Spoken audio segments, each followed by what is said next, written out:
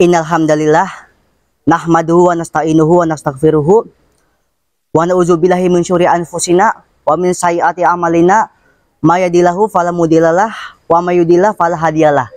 Asyhadu an la ilaha illallah wa asyhadu anna Muhammadan abduhu wa rasuluh, amma ba'du. Pertama-tama mari kita panjatkan puji syukur atas kehadirat Allah Subhanahu wa taala, karena dengan nikmat Islam, iman dan sehat kita semua bisa berkumpul di tempat ini. Tak lupa salawat serta salam selalu tersurahkan kepada Nabi kita, Nabi Muhammad SAW, berserta keluarganya, para sahabatnya, dan insya Allah kita para pengikutnya hingga akhir zaman nanti. Amin, amin, ya robbal alamin. Acara yang kedua yaitu tausiah dari Ketua CIMA, Ustadz Deden Hilman Firdaus. Padanya waktu dan tempat kami persilahkan. Alhamdulillahirabbil alamin wa bihi nasta'inu ala umurid dunya waddin. Asyhadu an la ilaha illallah wahdahu la syarikalah, asyhadu anna Muhammadan abduhu wa rasuluh, amma ba'du. Mari sama-sama kita panjatkan, kita haturkan, kita ucapkan puji serta syukur kita atas limpahan karunia serta nikmat dari Allah Subhanahu wa taala, karena atas berkat kudroh, inayah serta iradah dari Allah Subhanahu wa taala kita ditakdirkan bertemu, berkumpul, bermuwajahah, bersilaturahmi, bersilatulwajhi, dan juga insya Allah bersilatul ilmi dalam majelis yang insya Allah dimuliakan oleh Allah Subhanahu wa taala. Apa kabar adik-adik semuanya, teman-teman semuanya? Baik kabarnya? Sehat? Alhamdulillah ya. Alhamdulillah di pagi yang cerah ini, di tempat yang tidak biasa, sesuai tagline dari CIMA itu sendiri apa? Tafakur, tasyakur, tadabur ya. Salah satu implementasi dari tagline CIMA, kita tasyakur, kita tafakur, kita tadabur di tempat ini, yang mudah-mudahan juga bisa memberi inspirasi, memberikan juga insight dan juga masukan kepada dalam benak kita bahwa memang ciptaan Allah itu indah dan luar biasa. Tidak ada satupun makhluk di dunia ini yang bisa menandingi apa yang sudah diciptakan oleh Allah Subhanahu wa taala. Kenapa kita dibiasakan dalam setiap majelis, pembukaan majelis selalu diawali dengan ucapan hamdalah. Memulai aktivitas awal hari lagi adalah bangun tidur, dan bangun tidur itu doanya apa? Coba Andika, doanya gimana?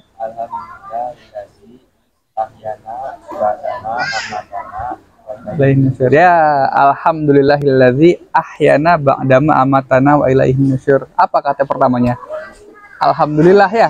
Iya, dari bangun tidur saja kita sudah disunahkan, sudah dianjurkan untuk berucap syukur bahwa kita ini kembali hidup setelah tadi malam kita sementara waktu oleh Allah Subhanahu wa taala dimatikan gitu kan.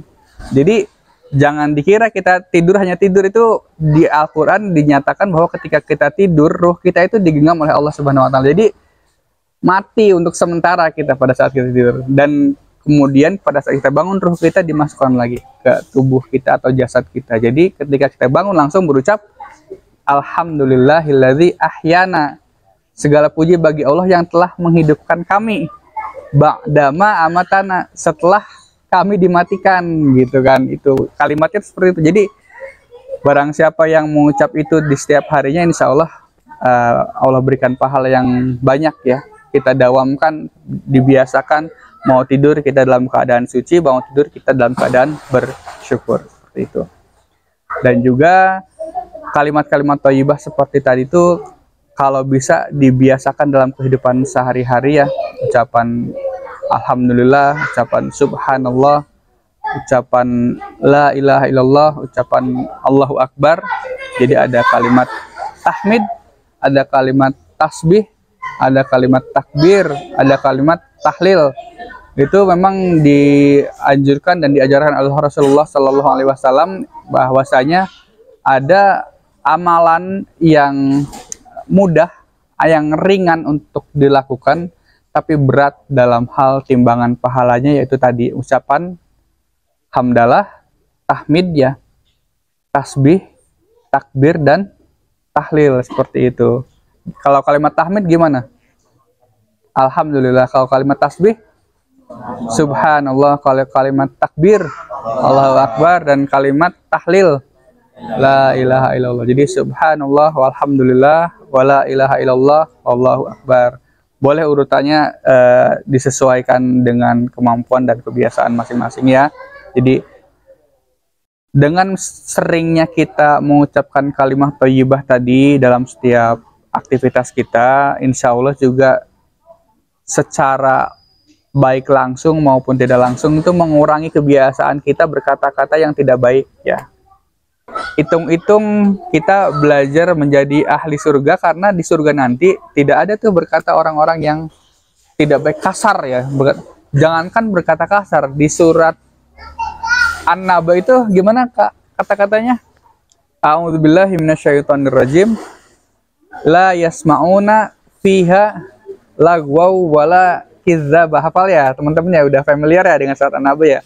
Jadi di sana itu tidak akan terdengar kalimat atau kata-kata lagwaw itu, lago itu yang sia-sia, ngomongin orang gitu ya, bercanda berlebihan itu nggak ada.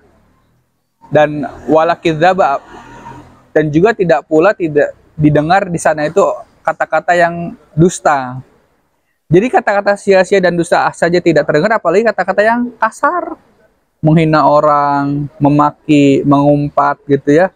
Kalau bahasa Cirebon udah ada yang populer banget tuh orang Cirebon ya, kalau orang ngomong Cirebonan tidak lepas dari kata itu gitu ya. Ini ada satu kisah nih ya, kalau teman-teman pernah dengar. Jadi kisah seorang ulama besar, yaitu salah satu ulama mazhab yang ternama dari salah satu dari 4 ya imam mazhab, yaitu Imam Ahmad bin Hambal. Dia itu tinggal, kalau tidak salah tinggal di Baghdad ya, di Irak. Ada yang tahu Irak sebelah mana? Udah pernah ke sana belum? Belum ya, nanti lihat di peta ya. Ya Mika, nanti lihat di peta Irak sebelah mana, itu terletak di Timur Tengah. Jadi suatu saat beliau ingin berkunjung ke Basrah, salah satu kota kecil juga di Irak, yang sampai di sana waktu Isya malam ya sudah. Ya kalau di kita Isya jam berapa ya? Jam 7 ya? Jam 7 malam ya itu. Nah kira-kira beliau sholat Isya di sana, kemudian karena kelelahan, beliau berniat istirahat di pelataran masjid. Imam Ahmad bin Hambal ini ulama yang sudah ternama ya. Hanya saja kan zaman dulu belum musim kamera foto gitu ya. Jadi nggak ada tuh foto-fotonya beliau. Jadi orang tahu nama, tidak tahu wajah gitu kan. Jadi pada saat Imam Ahmad bin Hambal itu istirahat di pelataran masjid ya gitu, mau ya sudah malam dan juga sudah perjalanan jauh, itu datang DKM-nya, marbot masjidnya, DKM-nya datang. Ya karena kita yakin bahwa marbot itu tahu Imam Ahmad bin Hambal nama itu, cuma tidak pernah tahu orang yang mana. Jadi Imam Ahmad bin Hambal itu dibangunkan, Syekh jadi gitu. Kalau orang sana tuh kalau panggilan ke yang stranger atau musafir atau yang lebih tua itu Syekh, jangan tidur di sini katanya, pindah. Nah itu si DKM-nya nggak tahu kalau itu Imam Ahmad gitu ya. Ya dengan segala ketulusan dan kerendahan hatinya ya beliau pindah nih, karena dilarang ya, karena nggak boleh sama DKM-nya tidur di situ. Masuklah ke satu rumah atau toko ya penjual roti, yang kemudian beliau minta izin, bolehkah saya ikut numpang istirahat di sini, kata si penjual roti itu. Kalau kata orang Sunda, mangga silahkan palih dinyak gitunya, silahkan tidur di sebelah situ gitu kan. Itu sambil si pemilik toko roti itu tetap berproduksi bikin roti gitu ya. Roti itu kan dari campuran dari tepung ya, mungkin ada garam, ada gula dan lain sebagainya. Sambil melakukan prosesi pembuatan roti itu, setiap gerakan yang dilakukan oleh penjual roti itu selalu diikuti, diiringi dengan ucapan istighfar. Tadi gimana istighfar? Astagfirullah gitu ya. Jadi setiap naburin tepung, astagfirullah, naburin garam, astagfirullah. Nah itu kan kebetulan Imam Ahmad itu berbaringnya dekat dari dapurnya gitu. Jadi terdengar tuh oleh Imam Ahmad tuh. Jadi setiap naburin apa-apa, setiap ngelakuin apapun diiringi dengan astagfirullah seperti itu. Penasaran Imam Ahmad nih, bangunlah dari rebahannya gitu ya, mendekati si penjual roti tadi. Kalau bahasa kitanya ya, Pak, kenapa sih kok melakukan seperti itu? Dalam artian setiap ngasih naburin tepung, setiap naburin garam sambil ucap astagfirullah. Kemudian kata si penjual roti itu bilang, saya sudah melakukan ini selama 30 tahun lamanya, dan alhamdulillah hikmah yang saya dapat dari melakukan tadi, beristighfar dalam setiap kegiatan itu, tidak ada doa saya yang tidak dikabulkan. Terus kata Imam Ahmad, Masya Allah, luar biasa sekali berarti ya. Ditanya lagi, apakah ada keinginan Bapak yang belum pernah terkabul gitu kan dari doa-doa yang disampaikan?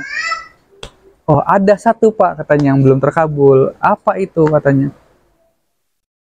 Saya tuh pengen ketemu ulama besar yang bernama Imam Ahmad bin Hambal gitu katanya. Wah, ini baru setelah mendengar ucapan itu gemeter saya juga nih ya. Orang yang senantiasa berucap istighfar di dalam setiap kegiatannya, kemudian dia berkata bahwa doanya tidak pernah tidak dikabul gitu kan.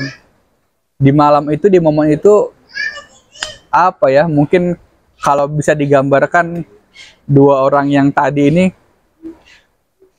menjadi bukti bahwa kalimat penjual itu betul adanya. Jadi dikabullah doanya malam itu tuh, ketemu seorang ulama besar bernama Imam Ahmad bin Hambal tuh. Ya, bisa seperti itu ya. Jadi langsung gimana ya, Masya Allah, ini makanya akhirnya kenapa nih saya tuh ada hari ini, ada digerakkan oleh Allah hati saya, raga saya untuk berangkat menuju Basrah gitu ya. Yang sampai tadi saya mau istirahat di masjid, saya diusir. Ya, itu kan tidak serta-merta, kalau tidak atas izin Allah nggak mungkin begitu ya. Pasti itu sudah mekanisme yang diatur sedemikian rupa oleh Allah Subhanahu wa Ta'ala, yang begitulah mekanisme yang tidak masuk logika manusia gitu. Kalau dipikir-pikir pakai logika manusia, tidak akan sampai logika manusia. Sampai akhirnya dipertemukanlah dengan penjual roti tadi gitu. Nah, itu dari kisah tadi itu menjadi inspirasi juga buat kita semua di sini. Biasakanlah berucap hal-hal yang baik ya. Apa istilahnya, kalimat thayyibah ya. Duduk di masjid atau duduk di rumah gitu ya, pakai tangan aja, zikir pakai tangan ini kan sudah diajarkannya, ruas-ruas jari ini kan untuk bisa digunakan untuk hitungan zikir ya. Subhanallah, alhamdulillah, wala ilaha illallah, wa akbar. Ini sekalinya satu putaran, satu dengan subhanallah, alhamdulillah, wala ilaha illallah, wa akbar, dua. Jangan nargetin banyak-banyak dulu, jangan langsung saya mau 100 gitu. Waduh, sehari 100 ya, kalau sudah biasa sih mudah ya. Cuma kalau bagi yang belum biasa, targetnya barangkali ketinggian gitu kan. Jadi biasakan 7-3 dulu, sehari 3, saat besoknya 7, besoknya 10, 11 gitu kan, nggak apa-apa, dicicil aja. Syukur-syukur kita bisa menjadi panutan ya di keluarga. Kakak kita, adik kita, orang tua kita masih sibuk dengan dunia masing-masing. Kita diberikan kesempatan oleh Allah Subhanahu wa Ta'ala untuk bisa duduk di majelis ini ya, hadir di kajian-kajian Cimas setiap Senin, Selasa, Jumat. Apapun yang dibahas di situ, kita sebarkan juga, kita sampaikan, kita tularkan ke keluarga kita. Siapa tahu itu menjadi wasilah bagi keluarga kita untuk sama-sama juga, ayo kita ikut jalan menuju kebaikan, menuju surganya Allah Subhanahu wa Ta'ala. Seperti itu. Begitu ya, adik-adik, teman-teman semua, jangan bosan, tetap semangat untuk tetap ikut kajian Cima. Siapa tahu dari teman-teman kalian nanti suatu saat ada yang berhasil, yang insya Allah Allah lembutkan hatinya untuk tetap semangat menerima hidayah dan semangat untuk mencari ilmu, khususnya ilmu agama, karena memang semua seluk-beluk kehidupan tidak akan terlepas dari ilmu agama. Seperti itu, dari anak kecil sampai dewasa, sampai kakek-kakek, sampai meninggal, itu ada tentang agamanya pasti gitu ya. Dari bangun tidur sampai mau tidur lagi itu diatur dalam agama. Dan semuanya kalau kita semuanya berlandaskan agama dan kita niatkan semua tahapan hidup kita itu untuk beribadah kepada Allah Subhanahu wa taala, insya Allah semuanya akan menjadi pahala, dan mudah-mudahan tadi kita tidak akan kesulitan dalam hisab di hari kiamat nanti ya, sehingga kita mudah dalam jalan menjalani kehidupan menuju surga Allah Subhanahu wa taala.